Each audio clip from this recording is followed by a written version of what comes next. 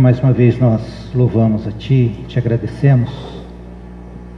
Pedimos a Ti, Senhor, que Teu Espírito Santo esteja conosco. Fala aos nossos corações. Desimpede, Senhor, todo obstáculo, toda dificuldade que possamos ter.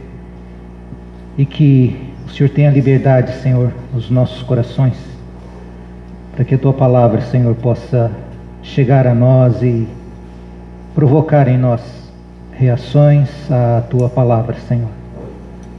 Nos dirige, em Teu nome pedimos e agradecemos, Senhor. Amém. Nessa manhã, o encargo do meu coração é estar dando continuidade ao estudo dos evangelhos que a gente tem feito, né? Uma abordagem da harmonia dos 4 evangelhos, e a gente vai abordar o assunto do início do ministério de João Batista, né? Então a gente já tem visto um pouquinho desde o começo, e esse texto está aí em Mateus 3, capítulo 3, verso 2, que diz justamente isso, né? Arrependei-vos, porque está próximo o reino dos céus, que é a pregação de João Batista, né? Antes de entrar propriamente nesse texto e falar sobre a mensagem de João Batista, eu queria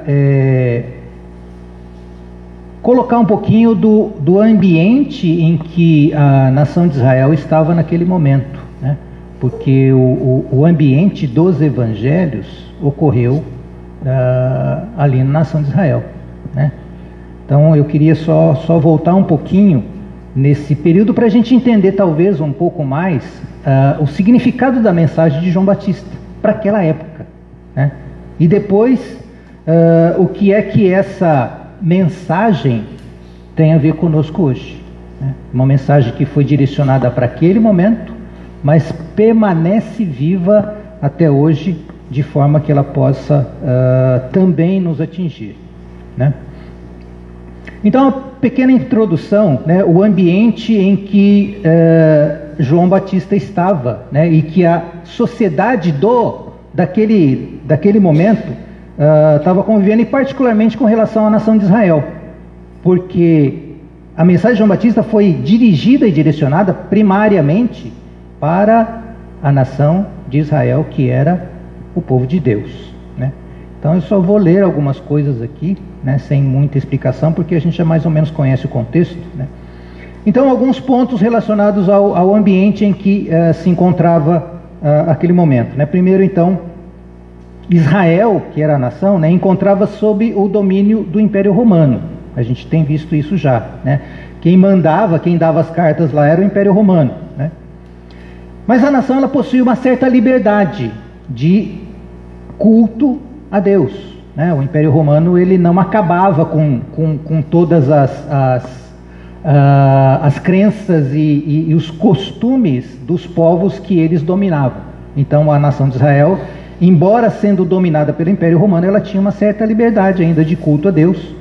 E isso contrastava totalmente com os tempos gloriosos de Davi e Salomão, porque se a gente comparar esse período, o povo de Israel, a nação de Israel estava dominada, né?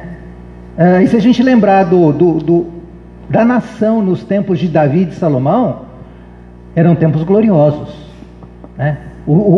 A extensão do território da nação de Israel no tempo de Salomão é o que foi a maior extensão em território. E naquela época Salomão, ele tinha sabedoria, pessoas vinham de outros reinos para conhecer a sabedoria de Salomão, né? E Deus reinava, não era Roma que reinava, Deus reinava naquele período. Então, só para fazer um contraste, né? Tempo de Davi e tempo de Salomão com o tempo que a nação de Israel estava vivendo naquele momento. E nós sabemos também que esse momento que a nação de Israel estava vivendo era consequência. Sabemos também que a causa desse declínio foi a infidelidade da nação ao Senhor Deus. Então a gente sabe também, não vou entrar nesse detalhe, tá? Uma outra questão também que aconteceu naquela época é que haviam se passado, irmãos, 400 anos desde a última vez que Deus havia falado ao seu povo por boca do profeta Zacarias. Então, o último livro do Velho Testamento é o livro de Zacarias. E depois deste livro, depois dessa mensagem proferida por Zacarias, 400 anos se passaram sem que Deus não falasse, não se manifestasse através do seu ou de alguns dos seus profetas para com a nação de Israel. Então, irmãos, imaginem Deus calado por 400 anos. E isso era o pano de fundo para essa época, o silêncio de Deus. Então, muitos dizem que é o período de silêncio de Deus entre o Velho Testamento e o Novo Testamento. Deus se calou por 400 anos. Uma outra questão é que durante esse período de silêncio de Deus, o serviço, eu coloquei o serviço aí entre aspas, né? O serviço a Deus continuava ocorrendo normalmente também entre aspas, né? Porque embora Deus não estivesse falando, a nação continuou servindo a Deus. Então o templo estava lá, o povo se reunia nas sinagogas, a lei era lida, as festas eram celebradas. Por que você pode falar isso? Porque a gente vê no tempo de Jesus que essas coisas continuaram acontecendo. Jesus, quando foi apresentado lá no templo, ele estava cumprindo a lei, né? As festas eram realizadas, porque a Páscoa, a gente vê a celebração da Páscoa, né? Essas coisas continuaram acontecendo neste período, né? As ofertas eram oferecidas. O pai e a mãe de Jesus foram lá fazer uma oferta, né, pelo primogênito, né?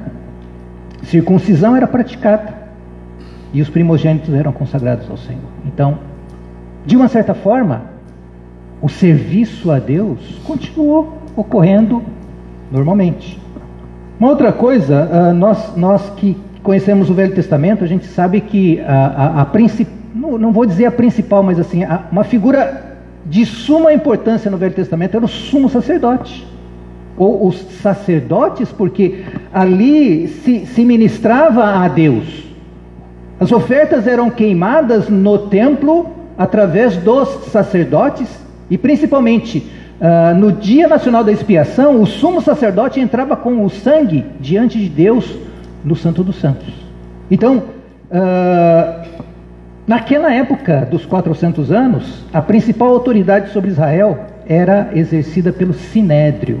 E o que era Sinédrio? Sinédrio ele era composto pelo sumo sacerdote, sim, mas tinha também os anciãos, saduceus, fariseus e escribas. Então existia um colegiado, vamos dizer, uma suprema corte na nação de Israel, que era presidida pelo sumo sacerdote, com mais outros, me parece que eram 70 integrantes do Sinédrio, e eles é que decidiam, eles tinham o poder e a autoridade debaixo do Império Romano ainda, né?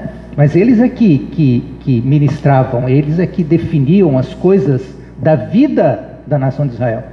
Um outro dado importante é que Herodes o Grande, né, que a gente já viu, alguns irmãos já falaram de Herodes o Grande aí, aquele que mandou matar também as crianças de 2 anos para baixo, a gente viu acho que na reunião passada. Herodes o Grande, no começo do seu reinado, mandou executar grande parte dos membros do Sinédrio, 45 segundo Flávio Josefo, substituindo-os por personagens submissos aos seus desejos. Então a gente vê aí que Herodes tinha um pezinho lá dentro do Sinédrio, né? Porque ele colocou gente que falou: esses daqui são os do meu time, então eu vou colocá-los ali.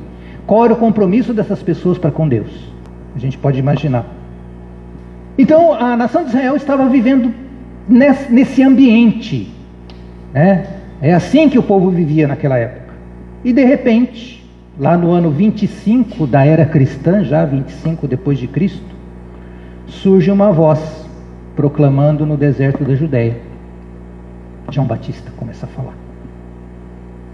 Então, é isso que aconteceu. Esse era o ambiente em que a nação vivia e era como que a nação de Israel estava servindo a Deus, né? Ano 25 depois de Cristo. Uma pergunta: onde estava Deus, o Deus de Israel, durante esse período? E qual era a situação espiritual dessa nação? Só para nós pensarmos, eu não vou aqui responder não, né? Mas pensemos um pouco, né? Eles já vinham de uma situação de dominação, eles haviam sido dispersos pelo mundo, né?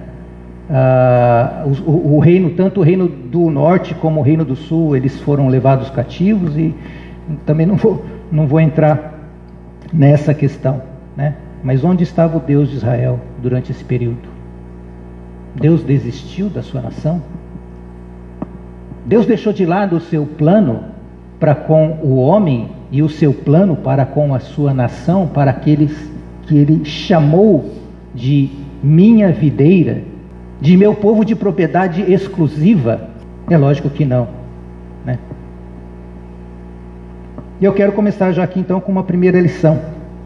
Deus havia abandonado a sua vontade, e abandonado o seu povo? Certamente que não.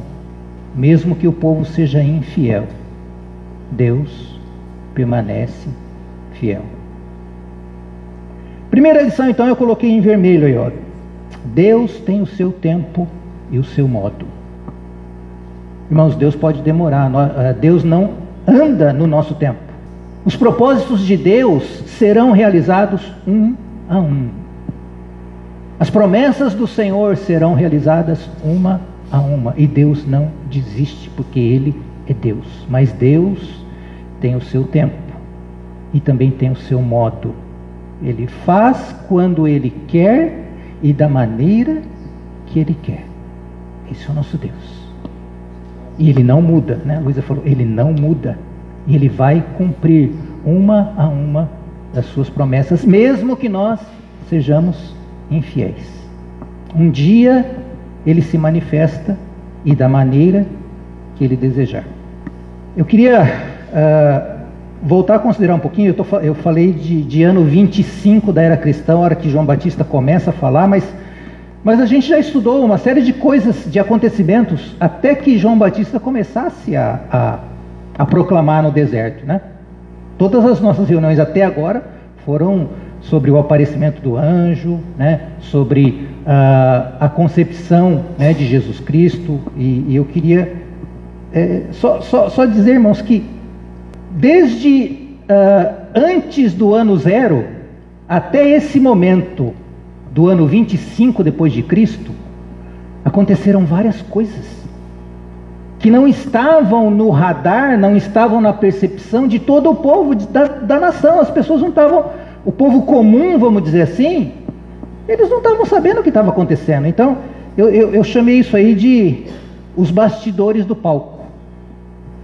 Então, nesse ambiente em que essas coisas estavam acontecendo, desde um pouco antes do ano 0, estava acontecendo coisa. E quantas coisas, irmãos? Então, só para a gente voltar um pouquinho, né? Cada linha aí diz lá o acontecimento, vamos dizer assim, que eu coloquei aí o título do mistério da encarnação do Filho de Deus. Então, no ano 5 a.C., tem aí o ano, também não quero ser muito dogmático, né, mas a maioria dos estudiosos, eles acreditam nisso, né, que então no ano 5 é uma referência só. Gabriel aparece para Zacarias, né, e fala do nascimento de João Batista, né. Então ali a outra coluna fala dos envolvidos, Gabriel, o anjo Gabriel, né, fala de Isabel, porque é Isabel que iria dar à luz, né? Nesse mesmo ano, o mesmo Gabriel aparece para Maria e também fala, olha, Maria, vai nascer de você alguém, né? Então a gente já viu isso também. Nesse mesmo tempo, Maria visita Isabel, E tem aquele momento de o João Batista que estava lá no ventre de Isabel, ele se manifesta todo, então tem aquele cântico de Maria, a gente viu isso também, né? Aí José pensa, fala, puxa, Maria está grávida, mas a gente ainda não teve relação, eu vou abandonar Maria, né? Secretamente e tal. E o anjo aparece para José, fala com José, explica a situação para José, e José então ele permanece, né? Ano 4 a.C., então, Jesus Cristo nasce. Aí nós temos registrado também aqueles pastores que estavam lá ao redor de Belém, né? E os anjos aparecem para esses pastores, falam para eles, olha, está acontecendo uma coisa aí então eles vão até lá, né? Vem o Senhor Jesus, recém-nascido, na manjedoura. Logo após isso, então, cumpridos os dias, nós temos a circuncisão do Senhor Jesus. Jesus, depois disso, ele é oferecido, né, lá no templo. Tem a questão de Simeão e Ana, eles louvam ao Senhor, falando a respeito de Jesus, testificando a respeito de Jesus. Mais uma continuação, a gente até viu na reunião passada, né, de que a visita dos sábios, né, dos magos lá do Oriente, né, tudo nos leva a crer que aconteceram. Nascimento de Jesus não é ano zero. Oi? Nascimento de Jesus é ano 4.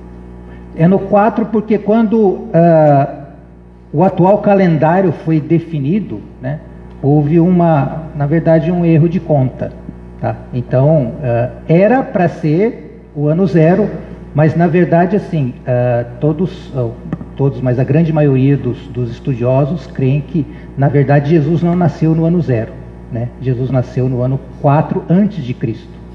Como quando foi criado o calendário eles não tinham essa informação ou essa clareza, ficou errado, tá? Mas isso não é uma coisa tão importante assim, se a gente quiser crer que Jesus nasceu no ano 0 também. Só curiosidade, né? A gente também, nós somos levados aqui que a visita dos magos para o Senhor Jesus aconteceu 2 anos depois, então coloquei aqui o ano 6 antes de Cristo, aqui meio que, aqui na verdade não é 6, né? A conta está errada, né? Ano 2. A gente faz a conta errada, contrário, né? Aí tem a questão da fuga do Egito, a volta para Nazaré, né? Tem uma citação, duas pequenas citações a respeito da infância de Jesus, né? Aos 12 anos, então, ele vai para Jerusalém, né? Tem aquele episódio lá que os seus pais voltam para casa e no final do dia se percebem que Jesus não estava lá, eles voltam para Jerusalém e tal, aquela questão também, né? E eu coloquei essa linha em amarelo com 30 anos de silêncio, né? Após esse episódio, vamos dizer assim, de José e Maria voltarem para Nazaré, muito pouco se sabe a respeito da infância de Jesus e também da infância de João Batista, né? Então são mais ou menos 30 anos em que nós não temos registro, né? Após esse período, então, é que aparece João Batista. Então, João Batista está aí no ano 25 depois de Cristo, né, pregando o quê? O arrependimento, tá? E logo na sequência, né, provavelmente, alguns pensam que no ano seguinte, né, vem o batismo de Jesus, tá? Não é que passou um ano, né? O ano provavelmente virou, né, virou de ano, e Jesus, então, é batizado por João Batista. Desse conjunto de acontecimentos, eu queria destacar algumas coisas. Então, primeiro, a singularidade dessa ação de Deus: encarnação, morte e ressurreição de Jesus Cristo. Irmãos, nenhuma outra ação de Deus foi ou será mais importante e significativa do que essa. Por que eu estou falando isso?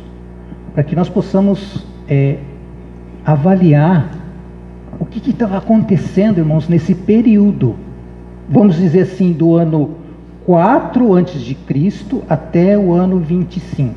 Não totalmente, né? Mas, irmãos, o centro do universo está focado nisso.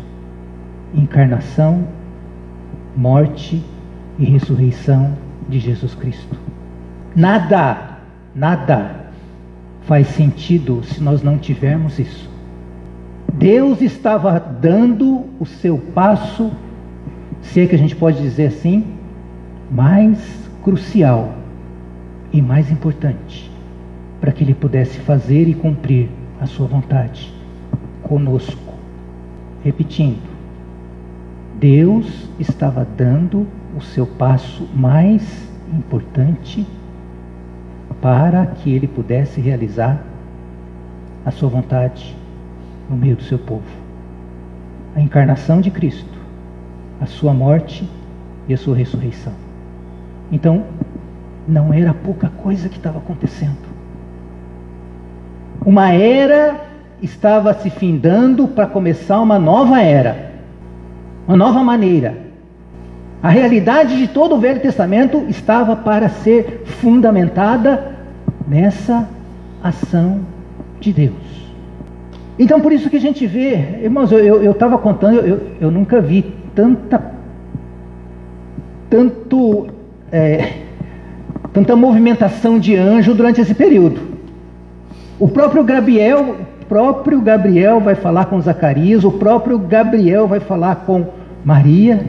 Anjo aparece para José, outro anjo aparece para pastores, outro anjo vai falar. Então tem, se a gente voltar lá, tem, por isso que eu deixei lá muitos, né, tem um monte de anjo aqui, né? Por exemplo, aqui o anjo se manifesta para José em sonhos, o anjo fala lá para os pastores. Além desses anjos, uma miríade angelical aparece ali para aqueles pastores. Então, irmãos, não era pouca coisa que estava acontecendo. Um outro ponto é que, quando Deus resolve agirmos, Ele age através de pessoas. Então, a ação de Deus por meio de algumas pessoas. Algumas para o bem, outras para o mal. A gente pode falar, bom, aquele episódio de Herodes mandando matar as crianças, né? Aquilo também estava debaixo da ação de Deus. Não estou querendo dizer que Deus é que mandou matar, né?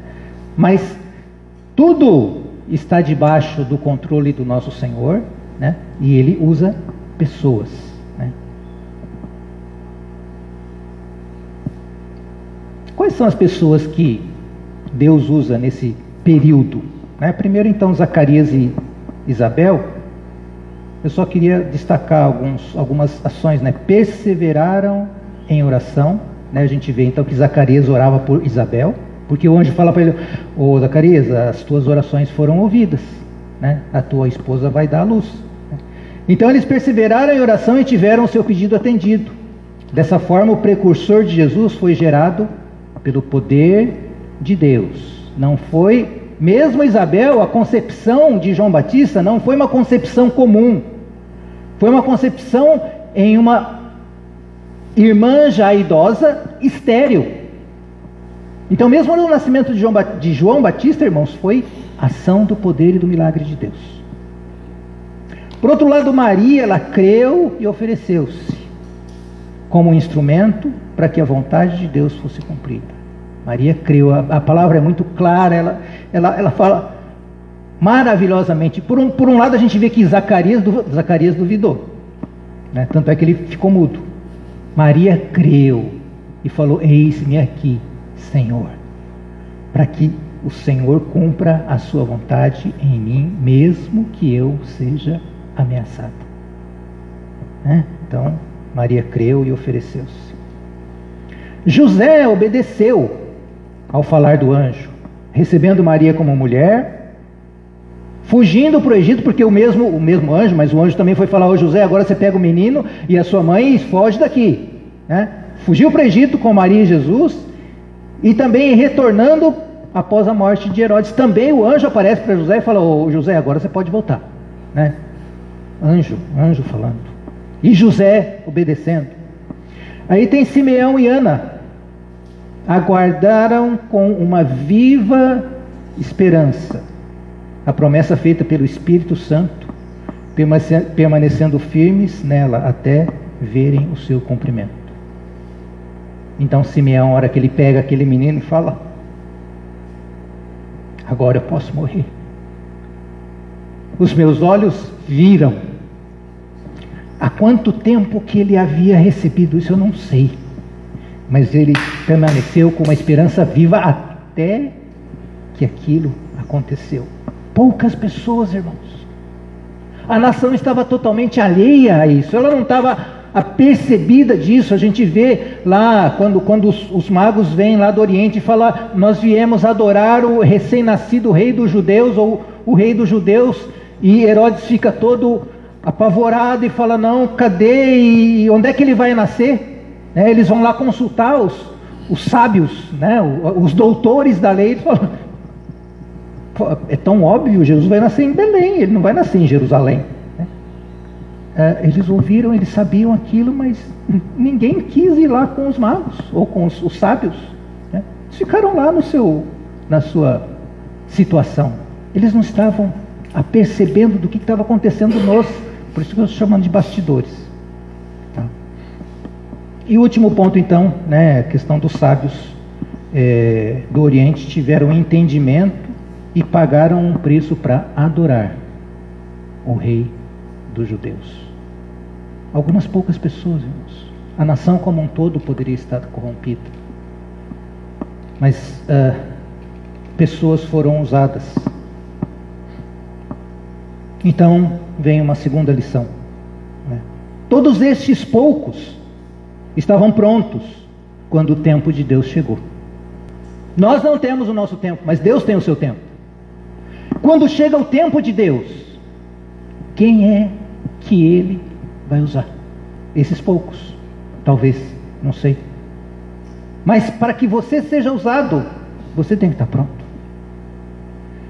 Então, quando o tempo de Deus chegou, tornando possível a encarnação do Verbo de Deus, de forma que Jesus, irmãos, olha o que essas pessoas fizeram.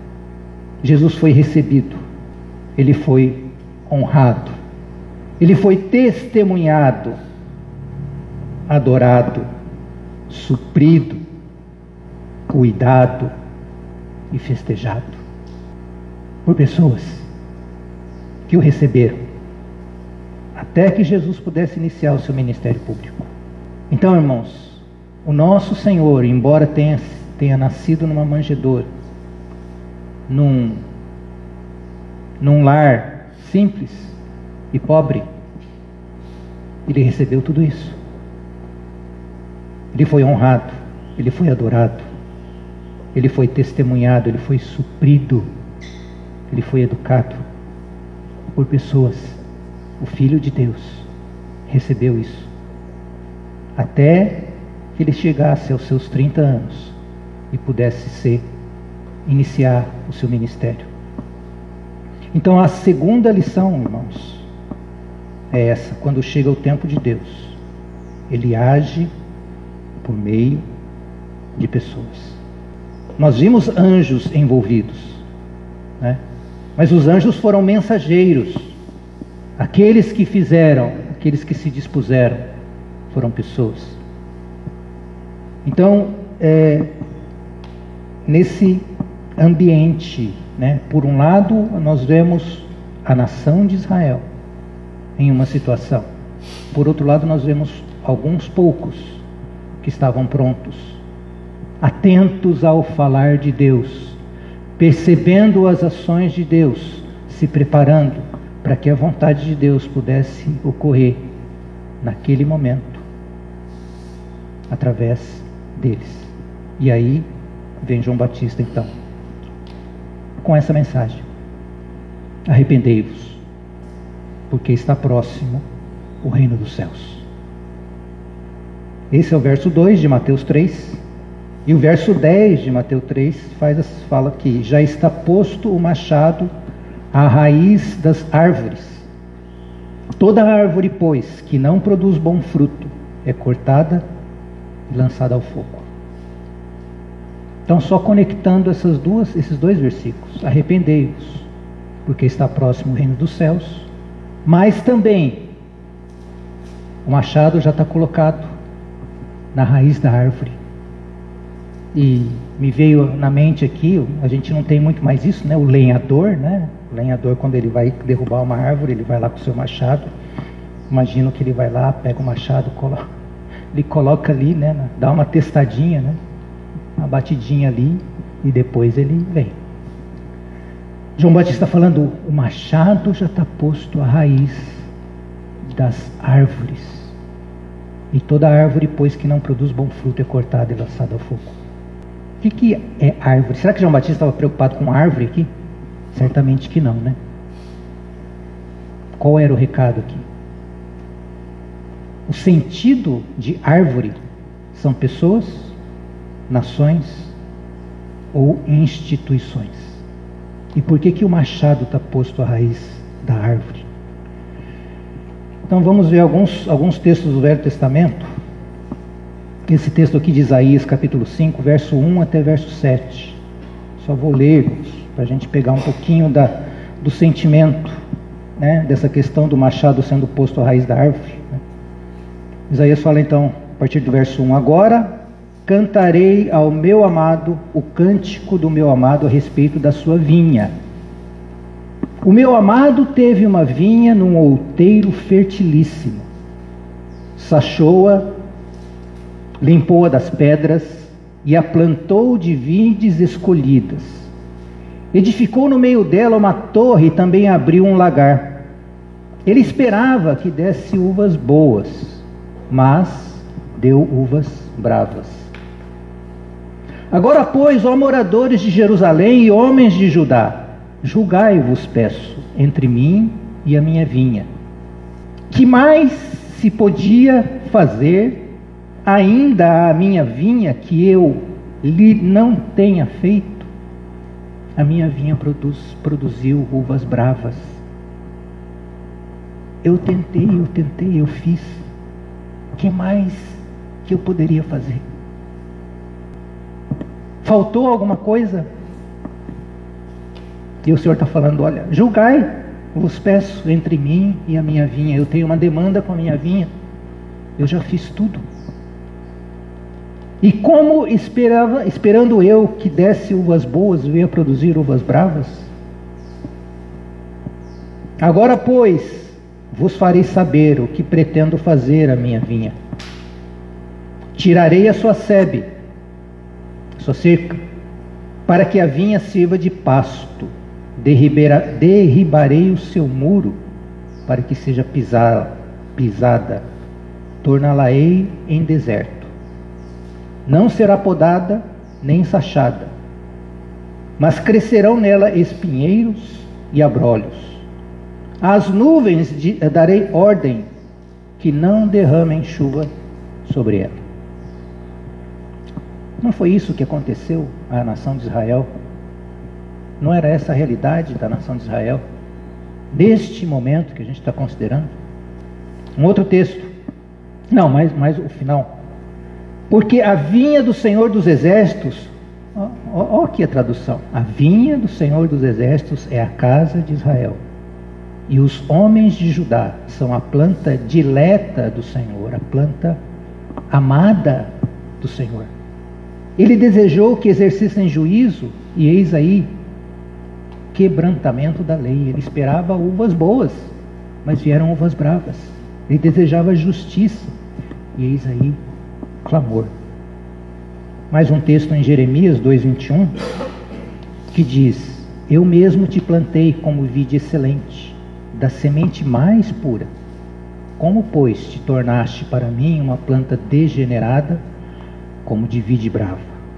Agora verso 11, 16 e 17 fala: o Senhor te chamou de oliveira verde, formosa por seus deliciosos frutos. Mas agora a voz de grande tumulto acendeu fogo ao redor dela e consumiu os seus ramos, porque o Senhor dos Exércitos que te plantou pronunciou contra ti o mal, pela maldade que a casa de Israel e a casa de Judá para si mesmas fizeram, pois me provocaram a ira, queimando incenso a Baal. Então, irmãos, é por isso que a mensagem de João Batista para essa nação foi: arrependei-vos, porque está próximo o reino dos céus. É certo também que nessa época eles já não adoravam ídolos, né? Lá mais para trás eles serviram a Baal, eles seguiram após outros deuses. Mas nesse momento a nação de Israel já havia aprendido que ela não deveria se envolver com idolatria. Mas mesmo assim o coração deles estava longe de Deus, né? Daí vem a mensagem de João Batista, né? O julgamento não era apenas parcial ou corretivo, como uma poda de ramos, como a gente viu lá no texto, e também, né, falando já do Novo Testamento, quando João fala da videira, né, ele fala que aqui, todo ramo que estando em mim não produz fruto, eu o quê? Eu venho e podo. Ele não botou o machado na raiz, né? Mas com essa nação, ele fala, agora o machado estava posto na raiz, pronto para desferir o golpe final. E a alternativa era preservação ou destruição. Ou arrepende, ou morre. Para a árvore infrutífera haveria o corte e a condenação do fogo. Então, alguns pontos que provavelmente naqueles dias, né, na nação de Israel, né, como que estava a nação. Eles tinham forma, mas não tinham conteúdo. O serviço a Deus estava sendo feito. Aparentemente estava tudo ok, mas o coração deles estava longe. Eles eram conhecedores da lei, mas sem sabedoria e sem entendimento. Aquele episódio lá dos magos, né? Eles sabiam, resposta na ponta da língua, né? Conhecimento morto, não tinha coração. Fizeram uma aliança com o mundo em troca de conveniências. A situação do Sinédrio. Eles estavam interessados no quê? Na manutenção do status quo das coisas. Tanto é que o Sinédrio perseguiu a Jesus. Os líderes pregavam, mas não tinham a realidade. Quantas vezes o Senhor Jesus falou para os fariseus: vocês são sepulcros caiados, vocês são bonitos por fora, mas por dentro vocês são cheios de morte, de rapina. Eles haviam perdido o falar de Deus há 400 anos, ninguém mais ouvia a palavra de Deus e a voz de Deus. Mas a religião e o costume continuaram. Uma religião morta, sem conteúdo, sem realidade. Os líderes eram cegos, guiando cegos. Por isso, eles precisavam de arrependimento. E eu não vou, irmãos, falar da mensagem de João Batista para a nação naquela época, porque eu já falei, teci alguns comentários aqui só. O peso do meu coração nessa manhã é a aplicação para nós hoje. Tudo o que nós consideramos até esse momento é passado, é história do passado. É lógico que elas podem ser espírito e vida para nós. Hoje a igreja tornou-se a vinha do Senhor. Quem era a vinha do Senhor no passado? No tempo do Velho Testamento? Nação de Israel. Hoje quem é a vinha do Senhor? A igreja. A igreja tornou-se a vinha do Senhor. Passaram-se aproximadamente 2000 anos desde que o Senhor da vinha, ele se ausentou do país, dizendo que ele voltaria. E o tempo do seu retorno para a colheita se aproxima. Será, irmãos, que mais ou menos aquela situação em que estava ali a nação de Israel no tempo de Jesus não se assemelha em alguma coisa ao tempo que a igreja está vivendo hoje? O nosso Senhor, ele já se ausentou por 2000 anos. E ele ainda busca frutos na sua vinha. Ele ainda quer uvas boas. Ele ainda deseja colher bons frutos da sua vinha. Texto que a gente já viu, né? 2 Coríntios 5:10. Porque importa que todos nós compareçamos perante o tribunal de Cristo, para que cada um receba segundo o bem ou o mal que tiver feito por meio do corpo. Isso a gente crê, né, irmãos, que é uma situação que a sua igreja vai passar. Essa palavra não é para os incrédulos, essa palavra é para a sua igreja, para a sua vinha, né, da qual ele vai requerer frutos.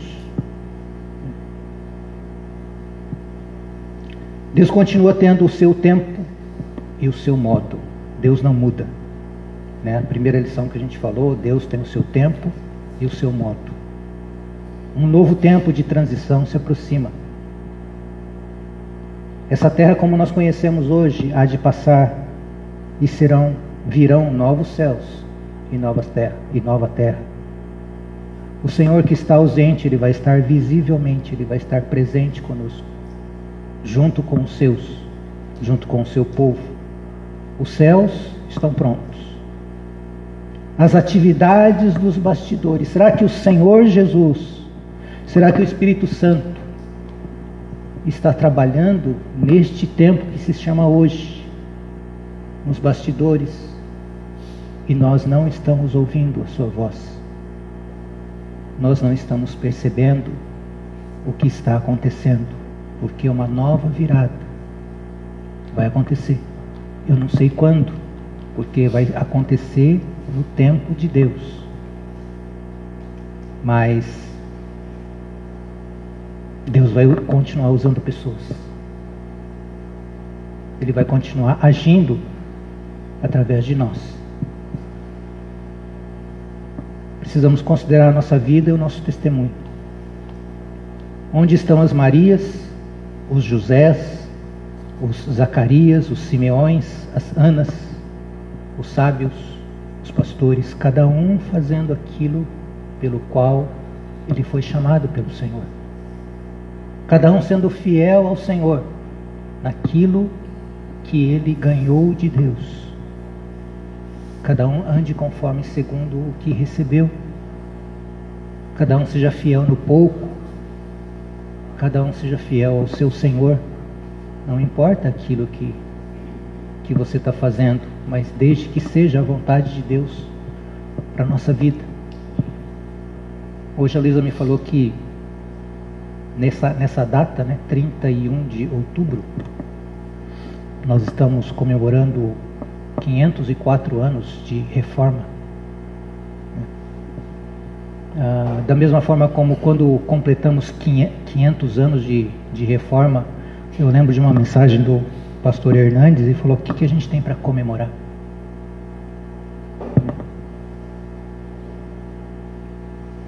Consideremos a nossa vida e o nosso testemunho. Então é hora de arrependimento. Arrependimento é mudança real. É mudança de mente que produz uma mudança no nosso caminhar. Irmãos, o tempo está passando, e não é só para nós, essa é uma palavra para a igreja, né? Igreja de forma geral. Como tem sido o nosso serviço ao Senhor? Como tem sido a nossa vida e o nosso testemunho diante do nosso Senhor? Porque Ele não desistiu, e Ele não desiste. Da mesma forma como Ele não deixou a nação de Israel, Ele também não deixa a sua igreja, e Ele vai cumprir a sua vontade. Aquele que começou boa obra em nós e em vós, há de completá-la. A questão é, quando o tempo chegar, quem de nós estará pronto? Quem de nós poderá ser usado pelo Senhor para que um novo tempo venha? Para que nós possamos estar junto ao Senhor, de forma que o Senhor Jesus agora, não mais nascendo no nosso meio, mas vindo como o nosso leão de Judá, de forma que Jesus possa ser formado no interior de cada um de nós. Que Ele seja honrado, testemunhado, adorado, suprido, amado e esperado, até que Jesus possa desposar a sua amada noiva e finalmente beber o fruto da videira, novo, conosco, no reino.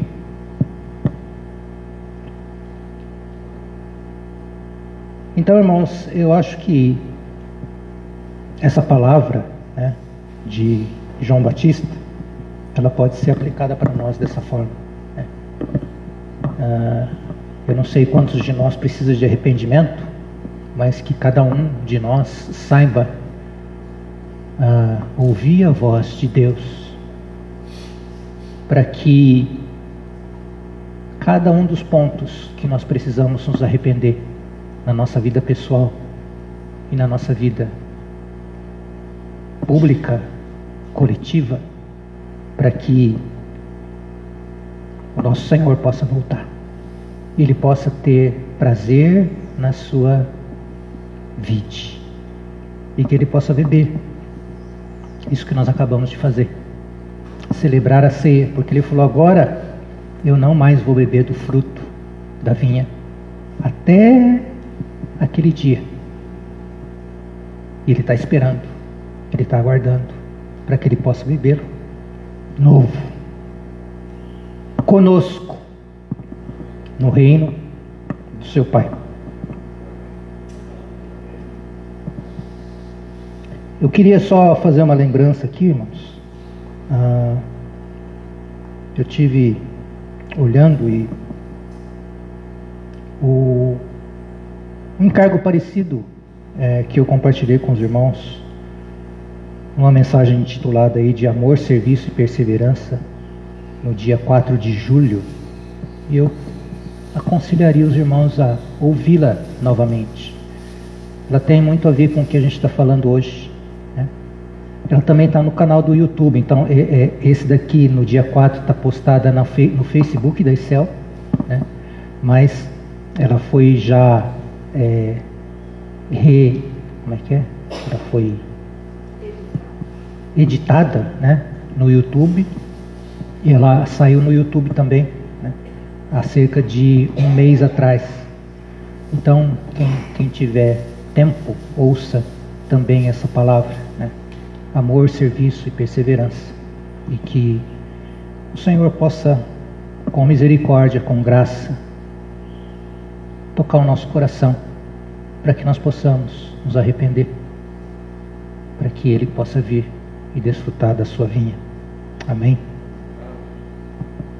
A gente vai ter um tempo agora, os irmãos tenham liberdade de compartilhar.